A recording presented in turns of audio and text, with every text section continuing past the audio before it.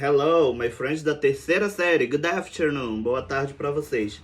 Bom, galera, na nossa caminhada, digamos assim, rumo ao Enem, né, a gente vai precisar relembrar muitas coisas, principalmente no que tange a leitura e a interpretação de textos, seja no inglês, seja no espanhol, seja na língua portuguesa, né, na área de literatura, redação, tudo vai concernir, né? Tudo concerne para que a gente comece a focar principalmente, né, na questão gramatical, na estrutura gramatical dos textos que se apresentam para a gente. A gente vai começar na página 154 a ver mais alguns conteúdos, certo? Que aparecem nos textos, aparecem nas leituras textuais, certo? Dentro do Enem e de outras grandes provas, como do ITA, né, do Instituto de Tecnologia Aeronáutica, ou então em outras provas grandes, como da FUVEST, por exemplo. Né? Então a gente precisa começar a organizar, vamos fazer mind maps,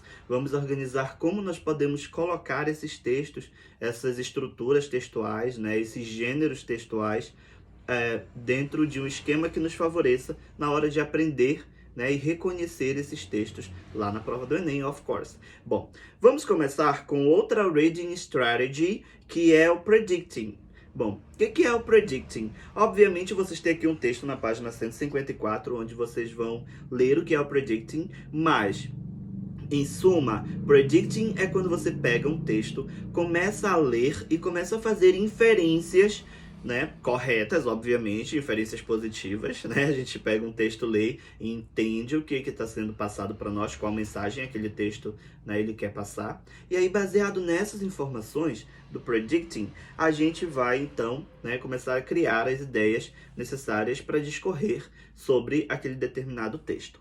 Okay? Então, o predicting diz o seguinte, galera: a estratégia que se refere à habilidade que o leitor tem de fazer previsões conscientes e adequadas sobre o que está lendo. Né? Então, a gente, como eu acabei de dizer para vocês, por exemplo, eu peguei aqui um texto que fala sobre o fechamento das fronteiras, né, para evitar que o coronavírus ele se espalhe. Então, muitos países fecharam a sua fronteira para evitar, né, o contato e aí tentar isolar ali aquela população e tomar as medidas necessárias para que o coronavírus não se expandisse, né, para que a pandemia não ficasse maior. Infelizmente, né, acabou acontecendo. Mas então, tá, eu peguei e li esse texto e lendo esse texto eu começo a fazer as minhas inferências a respeito, né, desse assunto que está sendo tratado pelo texto. Isso é predicting. Certo? Bom, baseado nas informações do predicting, nós temos aqui dois textos, Text 1 e Text 2, que coincidentemente falam sobre o coronavírus. Olha que legal, né? O coronavírus começou a acontecer em 2019, passou o ano de 2020, estamos em 2021, não é? E aí o nosso material já fala de coronavírus, isso é um ponto interessante para nós. Bom, nós temos aqui uma primeira charge, né, que diz que, basicamente, olha que legal, né, o coronavírus por ser uma doença transmitida pelo ar, não é? Então, a diminuição na emissão de gases poluentes vai ajudar o mundo. Olha que bacana. No entanto, a poluição dos mares, né, e de outros ambientes, do ambiente terrestre, do ambiente marítimo, elas ficaram maiores. Então, olha que legal, né? Olha, estamos protegendo o meio ambiente, não estamos enviando gases, não sei o que, papão. Mas e onde esse lixo todo, esse plástico todo está sendo depositado? Temos aqui uma imagem, né, que nos convida a fazer uma reflexão crítica. Esse é o primeiro texto. O segundo texto diz o seguinte: o mundo depois do coronavírus. The world after coronavirus.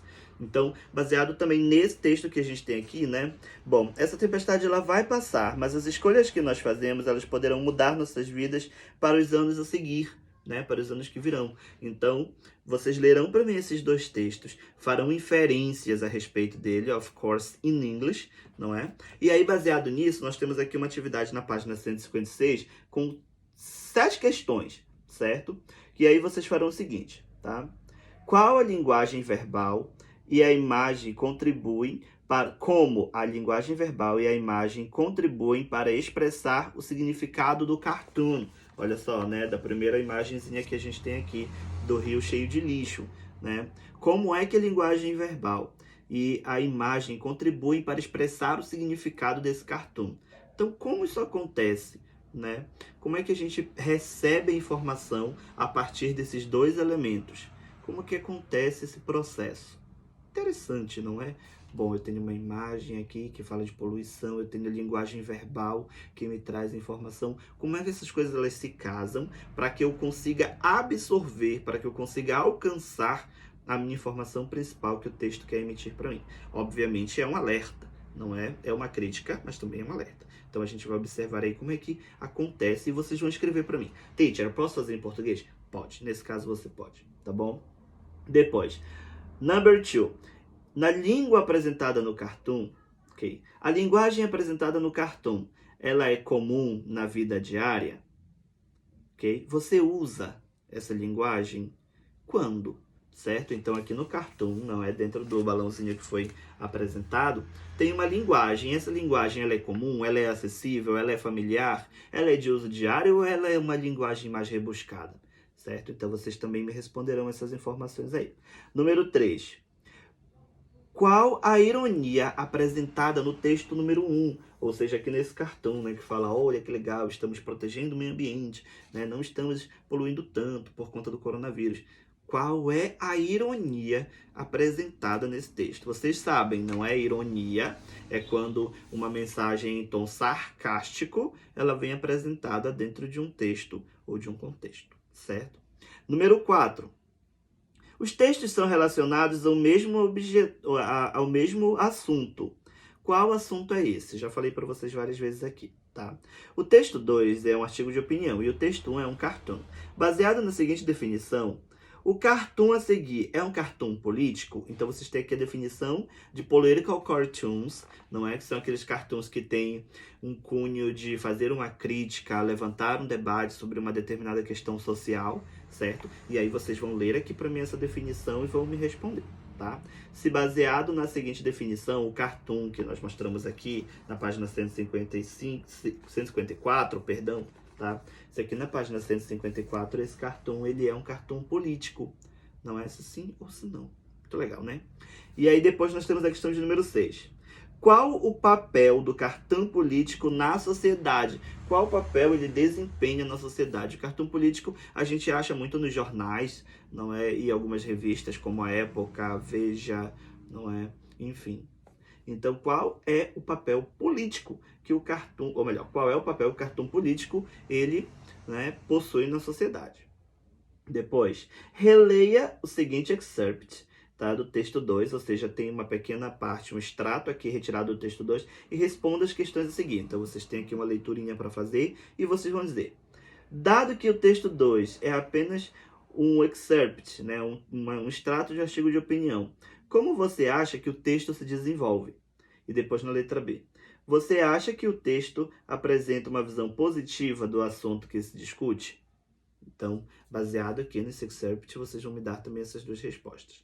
A gente vai passar para mais alguns tópicos gramaticais no decorrer dessa unidade que nós temos aqui, que vocês estudaram bastante no primeiro ano e no segundo do ensino médio, primeira e segunda série, né? Inclusive eu trabalhei com vocês, muitos deles. Bom, a gente tem a variação linguística, certo? Que acontece da seguinte forma: o conceito de variação linguística refere-se a diferentes formas de usar a língua de acordo com os fatores que incluem região, classe social, idade, etc. E esse fenômeno acontece em todas as línguas humanas. Por exemplo, a variação linguística no Brasil é muito forte, porque nós temos 5 regiões diferentes: Norte, Nordeste, Centro-Oeste, Sul e Sudeste. Não é isso? No Norte, nós dizemos égua, né? No Nordeste, nós dizemos ixe. No Sudeste, nós dizemos eita, né? E no Sul também, eita, oba, depende, não é? Então, várias variações linguísticas. E tudo isso está errado ou está certo? Nem uma coisa nem outra. As pessoas utilizam porque variação linguística, né? Algumas partes do país nós dizemos tu, como aqui no Norte, né? Nós não costumamos utilizar você. No entanto, na região Sudeste, as pessoas utilizam mais o você do que o tu, né? Então, isso é variação linguística. Quem está certo, quem está errado? Obviamente, ninguém, né? Então, as pessoas utilizam ao passo da convivência delas, também a idade e outros determinados fatores. Okay? Isso é variação linguística. Isso aí a gente aprende, né, nas aulas de língua portuguesa. Vocês devem ter aprendido isso basicamente no 7º ano, 8º no máximo. não é? E aí também nós vamos trabalhar com outras informações que geralmente aparecem nos textos do Enem, né, principalmente. A gente vai ter número, a gente vai ter adjetivo. Os adjetivos a gente sabe que eles podem se tornar adjetivos comparativos e superlativos. Vocês fizeram uma prova final do ano com esse assunto, tá? Espero que vocês ainda lembrem disso. O que são adjetivos comparativos? O que são superlativos? Como é que a gente faz a mudança, né? Como é que eu transformo adjetivo em um comparativo? Temos duas classes de adjetivos. Quais são elas? Curto e... Muito bem, curto e longo, certo? Então, curtos e longos são os adjetivos que nós temos. Nós temos também substantivos que podem ser contáveis, aqueles que podem tornar plural, a palavra pode se tornar um plural, certo? Ou também posso utilizar substantivos que são incontáveis, aqueles que são impossíveis de pluralizar.